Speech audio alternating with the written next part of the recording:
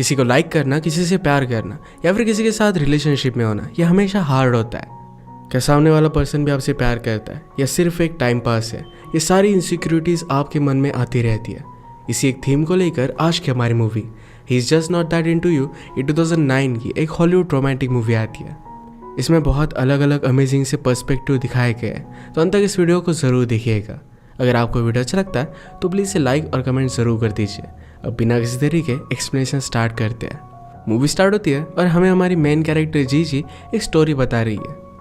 वो जब छोटी थी तो उसे एक लड़का बहुत पसंद आया था। उस लड़के ने उसे अप्रोच किया। उसे लगा था कि शायद ये लड़का उससे अच्छी तरीके से बात करेगा, पर उस लड़के ने उसे स्लैप कर दिया। ये बात जब उसने अपनी मदर से कही, उसकी मदर ने कहा कि शायद वो तुम्हें लाइक करता है, इसी वजह से तुम्हारे साथ अच्छी तरीके से पेश नहीं आया। जीजी हमसे कहते हैं कि लड़कियों को इसी तरीके की बातें हमेशा बताई जाती है, इसी वजह से सारे प्रॉब्लम्स होते हैं।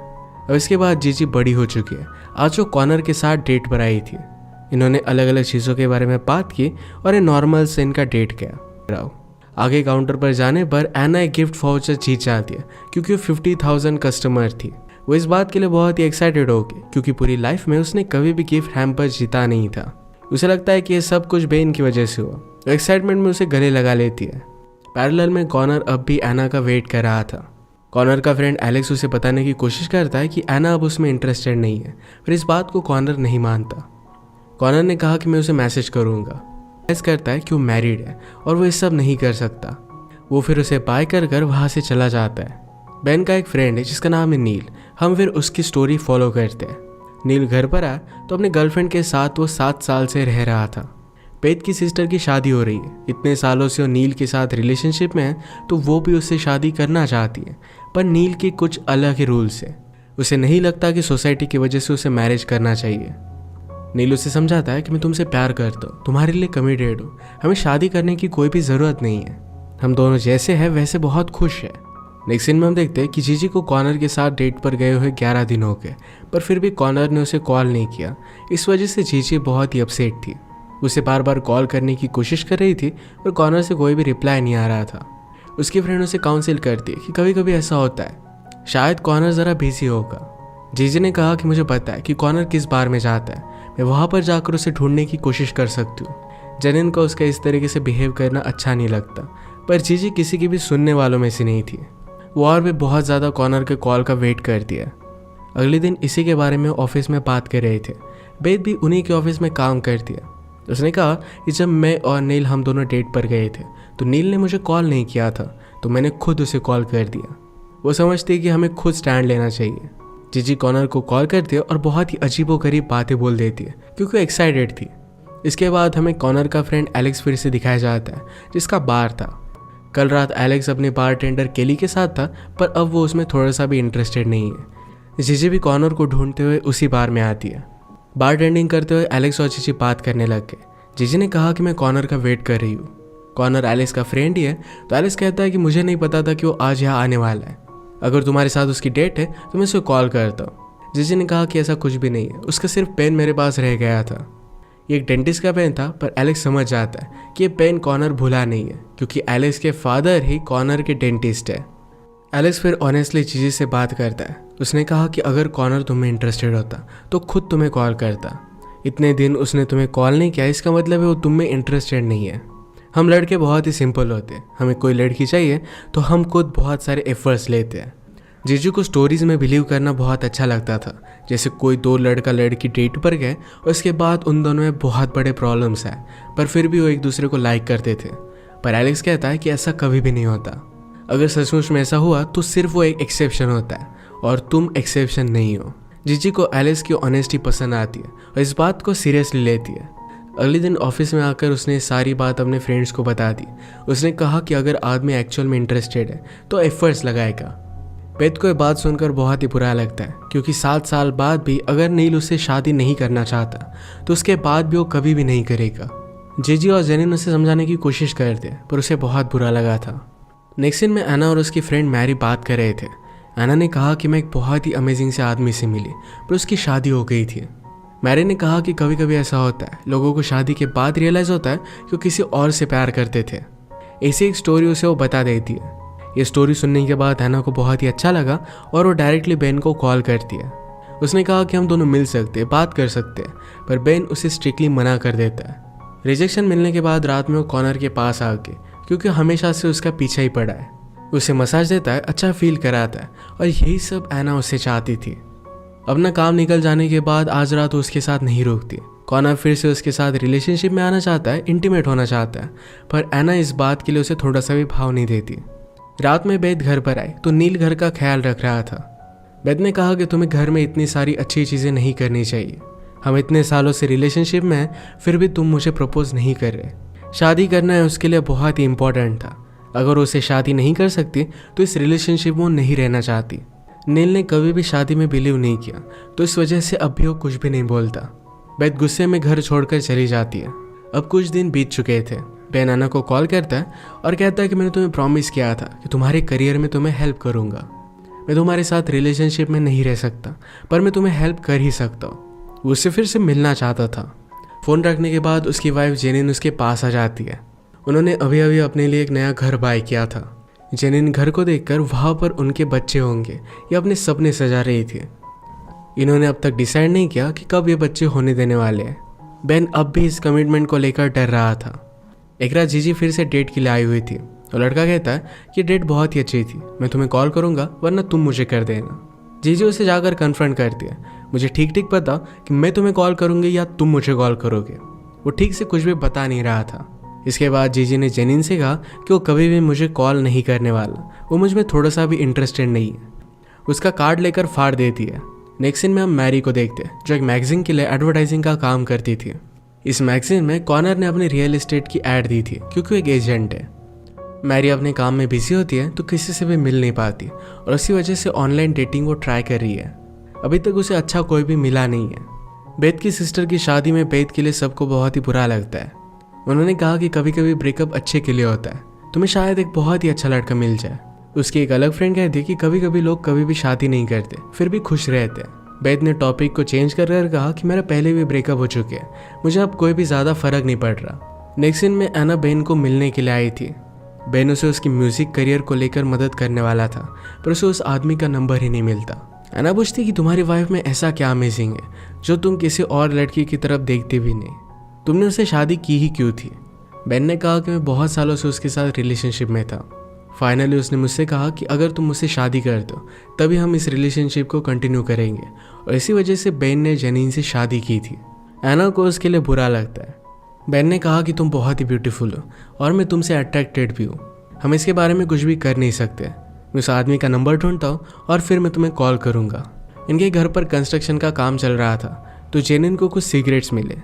उसे लगा कि बेन फिर से सिगरेट पीने लग गया। जेनिन को अच्छा नहीं लगता क्योंकि उसके फादर की डेथ लंग कैंसर की वजह से हुई थी। नेक्स्ट सीन में हम देखते हैं कि जीजी एलेक्स को कॉल करती है। उसने कहा कि मैं एक लड़के के साथ डेट पर गई थी, हमारी डेट बहुत ही अच्छी गई, पर फिर भी मुझे पता नहीं कि क्या वो मुझ में इंटरेस्टेड है। एलेक्स ने कहा कि अब तक उसने तुम्हें कॉल नहीं किया, इसका मतलब है तुम में वो थोड़ा सा भी इंटरेस्टेड नहीं है। हम लड़के अगर किसी लड़की में इंटरेस्टेड होते हैं तो उसके लिए कुछ भी करने के लिए रेडी होते हैं। अगले सीन में हम बेन को एना के क्लास में देखते हैं जहाँ पर वो एज ए योगा इंस्ट्रक्टर काम करती थी। उसने स्पेशली वहाँ पर कॉल कर एना के बारे में पूछा हुआ था। एना ने कहा कि हम दोनों फ्रेंड्स रह सकते हैं। बेन को भी आइडिया बहुत ही अच्छा लगता है। एना फिर उसके सामने कपड़े उतार कर स्विमिंग करती है। बेन ने कहा कि मैं तुम्हारे सामने खुद को ट्रस्ट नहीं कर पाता। वो घर पर आया तो जेनिन ने उसे किस कर दिया और उसे लगा कि बेन एक्चुअल में स्मोकिंग करने लग गया है। बेन कहता है कि मैं स्मोकिंग नहीं कर रहा, बहुत सारे कंस्ट्रक्शन वर्कर घर पर होते हैं और शायद उन्होंने ही स्मोकिंग की थी। आज रात फिर से जीजी और एक डेट पर गई हुई थी। वो लड़का उसके साथ इंटीमेट होना चाहता था, पर जीजी कहती है नेक्स्ट टाइम हम जब मिलेंगे तब ये बहुत ही मीनिंगफुल होगा। वो लड़का कहता है कि मैं थोड़े दिनों के लिए बाहर जाने वाला हूँ। ये जीजी को ज़रा सस्पिशियस लगा। इसके बाद वो बाथरूम में जाकर एलिस को कॉल लगा दिया। एलिस किसी और लड़की के साथ डेट पर था, पर फिर भी वो जीजी से बात कर कहता है कि वो थोड़ा सा भी तुम में इंटरेस्टेड नहीं है, जल्दी से वहाँ से चली जाओ। जैसे कि हमें पता है कि जेनिन और बेथ ये दोनों एक दूसरे की अच्छी फ्रेंड्स थी, तो नील और बेन भी ये दोनों एक दूसरे के अच्छे फ्रेंड थे। नील बेन से पूछता है कि क्या बेथ ठीक है। बेन ने कहा कि वो अपनी सिस्टर की वेडिंग में बहुत ही बिजी है, पर वेडिंग की जगह पर वो फ्यूनरल बोल देता है। ये दोनों इस पर बहुत हंसे। नील ने पूछा कि लड़के मैरिज करते क्यों है। बेन कहता है कि सब कुछ मजबूरी में करना पड़ता है। बेथ की सिस्टर की शादी में एक कज़न वाव दे रहा था। उसने कहा कि ब्राइड की तो शादी होगी, पर ब्राइड की सिस्टर अभी भी सिंगल है। वो ज़रा ओल्ड है पर फिर भी काम चल सकता है। बेथ को इस बात से बहुत बुरा लगा, पर उसके फादर उसे सपोर्ट करने के लिए आ जाते हैं। फादर ने कहा कि तुम सबसे अलग हो, अलग तरीके की रिस्क लेती हो, इसी वजह से तुम मेरी फेवरेट डॉटर हो। अपनी लाइफ में तुम्हें सब कुछ सही तरीके से मिलेगा। फादर का सपोर्ट बेथ को बहुत अच्छा लगता है। एलेक्स ने एक दिन जीजी को कहा था कि उसका एक फ्रेंड है जो उसके लिए बहुत ही परफेक्ट होगा। जीजी उस डेट के लिए आई, पर एलेक्स के साथ उसका फ्रेंड नहीं आया। वो कहता है कि मैंने उसे एक गलत दिन बता दिया था। ये दोनों ही फिर बातें करने लग जाते हैं, बार बार बैठे हुए कपल्स को जज करते हैं कि क्या वो एक्चुअल में एक दूसरे में इंटरेस्टेड है। इस सब के बारे में एलेक्स को बहुत ही अच्छे से पता होता है, क्योंकि हमेशा यही चीज़ करता है, लोगों को जज करता रहता है। इस तरीके से एलेक्स के साथ ऑनेस्टली बात करने जीजी को बहुत अच्छा लगता है। अगली सीन में जेनिन ने अपने यहाँ पर काम करने वाले कोवर्कर को कन्फर्म किया क्या उसने स्मोक किया है, पर वो कहता है कि हमारा कोई भी कंस्ट्रक्शन वर्कर स्मोक नहीं करता। अगली सीन में कॉर्नर ने घर सेल करने के लिए एक पार्टी रखी थी। यहाँ पर एना भी आती है, उससे वो थोड़ा सा बात कर चली जाती है। उसके आसपास के लोगों को भी पता चल गया था कि एना कॉर्नर में उतनी ज़्यादा इंटरेस्टेड नहीं है, उसे सिर्फ टंगा कर रख रही है। कॉर्नर इस बात को मानने के लिए रेडी नहीं है। इसके बाद नेक्स्ट सीन में हम देखते हैं कि बेन और एना एक दूसरे के साथ इंटीमेट हो गए हैं। बेन कहता है कि मैं हमेशा तुम्हारे बारे में सोचता रहता हूँ। एना को अब लगने लग गया था कि शायद बेन अपनी वाइफ को उसके लिए छोड़ देगा। जीजी की एलेक्स के साथ अच्छी फ्रेंडशिप हो गई थी। एक वो मूवी देखती है जिसमें ऐसे ही फ्रेंडशिप एक प्यार में बदल जाती है। इससे जीजी को लगा कि शायद एलेक्स उसे बहुत प्यार करता है और इसी वजह से वो किसी और के साथ डेट पर जाए। ये आइडिया उसे अच्छा नहीं लगता और सारी चीज़ों को सैपोटाज कर देता है। ये सारी बात उसने जेनिन को बताई और जेनिन को भी ये सच लगने लग गया। उसके लिए वो बहुत ही एक्साइटेड थी। पैरेलल में हम मैरी को देखते हैं जो ऑनलाइन डेटिंग ट्राई कर रही थी। एक लड़के के साथ वीडियो चैटिंग करते हुए उसने डेट की थी, पर वो एक फ्रॉड था। हर लड़के को एक ही चीज़ वो कहा करता था। नेक्स्ट में हम बेन और जेनिन को अपने टाइल को लेकर डिस्कशन करता देखते हैं। बेन कहता है कि फेक और रियल टाइल सेम ही लग रही है, हम फेक ले लेते हैं जिससे हमारे बहुत सारे पैसे बच जाएंगे। जेनिन बेन पर गुस्सा आती क्योंकि उसे सच बता नहीं रहा था कि वो एक्चुअल में स्मोक करता है। तो जेनिन ने कहा कि फेक होता है, ये चीज़ें नहीं चलेंगी। बेन को भी बहुत बुरा लगा। उसने उसे कह डाला कि मेरा किसी और के साथ अफेयर चल रहा है, तुम चाहो तो आज रात में घर से निकल जाऊंगा। जेनिन पूछती कि क्या तुम हमारे मैरिज के लिए कोई भी एफर्ट्स नहीं करना चाहते। वो फिर भी उसे और एक चांस देने के लिए रेडी थी। बेन को यह बात अच्छी लगती है। अपनी सिस्टर की मैरिज में बेथ किसी और आदमी से मिली, पर उसे अच्छा नहीं लगता। एक रात एलेक्स ने जीजी को अपनी पार्टी में बुलाया। उसे अब लग रहा था कि एलेक्स एक्चुअल में उसे लाइक करता है। पैरेलल में वेडिंग में डांस करते हुए बेथ के फादर को हार्ट अटैक आ गया। उन्हें जल्दी से हॉस्पिटल में एडमिट कर देते हैं। नेक्स्ट में पार्टी में इन्वॉल्वमेंट बढ़ाने के लिए जीजी ने सबको सर्व करने का काम खुद पर ले लिया। फाइनली पार्टी से सब लोग चले गए थे। एलेक्स के साथ एक लड़की थी और सिर्फ जीजी रुकी थी। ज़रा ज़्यादा लेट हो जाता है तो लड़की भी चली जाती है और फिर जीजी एलेक्स के साथ बात करने लग गई। वो डायरेक्टली उस पर जंप कर देती है और उसे किस करने लग गई। एलेक्स ने कहा कि मैं ये सब तुम्हारे बारे में नहीं सोचता, मैंने तुम्हें इस तरीके के कोई भी सिग्नल्स नहीं दिए थे, तुम्हारे माइंड में चलता क्या रहता है। जीजी बहुत ही अपसेट हो गई, रोने लग गई। वो कहते कि मैं जिस भी तरीके से हो तुमसे बेटर हूँ, एटलीस्ट मैं इस रिलेशनशिप को चांस देना चाहती हूँ, तुम सब लोगों से सिर्फ दूर भागते हो। फादर के हार्ट अटैक के बाद बेथ उनका बहुत अच्छे से ख्याल रखती है। घर में बाकी रिलेटिव्स भी थे, पर वो खुद अपने कामों में बिजी थे। ऑफिस में आने के बाद जो भी हुआ ये सारी बातें जेनिन जीजी को बता दिया। उसने कहा कि हम दोनों बहुत बदल चुके हैं, हम दोनों में पहले जो रिलेशनशिप थी अब वो नहीं रही, कोई भी इंटीमेसी नहीं है। इतना सब कुछ हो जाने के बाद भी बेन ने एना के साथ अपना अफेयर कंटिन्यू किया था। उसने उसके म्यूजिक करियर में उसे हेल्प कर दी, तो एना बहुत एक्साइटेड थी। ऑफिस में दोनों इंटीमेट होने लग गए। तभी डोर पर नॉक आती है और जेनिन ने आज बेन को सरप्राइज करने की कोशिश की थी।